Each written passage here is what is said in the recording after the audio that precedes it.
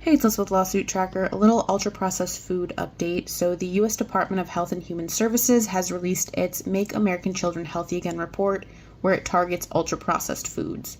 The report offers many statistics on American children's ultra-processed food consumption and how we compared to other countries. The report says measures must be taken to reduce the amount of ultra-processed foods children consume, and it cites numerous studies on the side effects of eating too many processed foods. This report and recommendations come at a time when food manufacturers are already facing lawsuits related to ultra-processed foods and marketing them to children. There is not yet a federal case where you can join right now against the manufacturers, but there are individual cases going on across the country. Typically, the injuries they're looking at are non-alcoholic fatty liver disease in children and type 2 diabetes.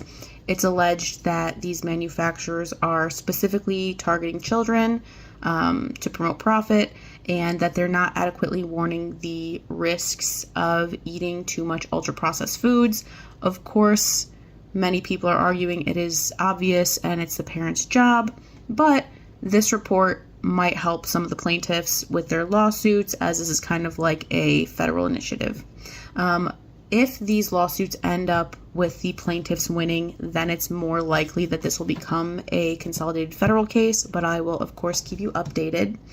On the report, so the Make America Healthy Again report, the assessment is the Make Our Children Healthy Again assessment, and you can find this on the whitehouse.gov website. It's pretty straightforward and easy to read, so if it's something you'd like to read yourself, it is only 72 pages. It's broken up pretty clearly. With the table of contents, it kind of starts off with the chronic disease crisis, a generation at risk. Then it shifts to ultra-processed foods, talks about chemicals, why children are uniquely vulnerable. And then at the end, it kind of talks about different strategies. So with this, it was an executive order 14212 on February 13th of 2025.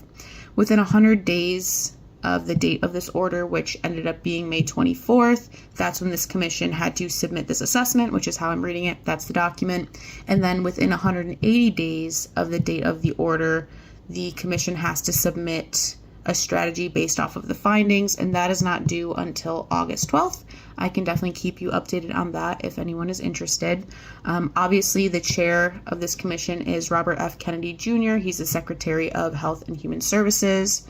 What I find, most interesting is on the very last page, page 72, it talks about research and developing a comprehensive strategy. So kind of like a little bit of a taste of what they're probably going to expand on further August 12th. Just to close critical research gaps and guide efforts to better combat childhood chronic disease in America. So they're going to address the replication crisis, post-marketing surveillance, real world data platforms. They want to use AI-powered surveillance to create a task force to apply AI and machine learning to federal health and nutrition databases for early detection of harmful exposure and childhood chronic disease trends.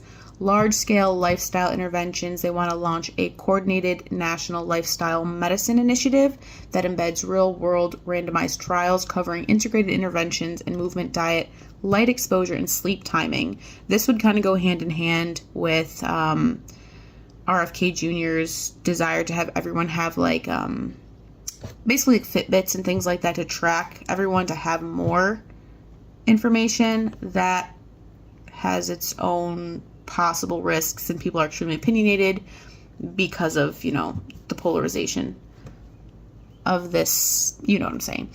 Anyway, so some of the steps to implement these research initiatives are already underway, and others will begin in the near future. The commission is going to work on developing the strategy. It's again due August 2025, and they formally invite all of America, especially the private sector and academia, to be part of the solution. So it's going to be interesting to see kind of what comes of this. Again, if you're part of an ultra-processed food lawsuit, this is probably going to sway things in your favor, most likely. But yeah, if you have any questions, please feel free to leave a comment. And of course, if you're interested in learning more, check out our website at lawsuittracker.org. Thanks.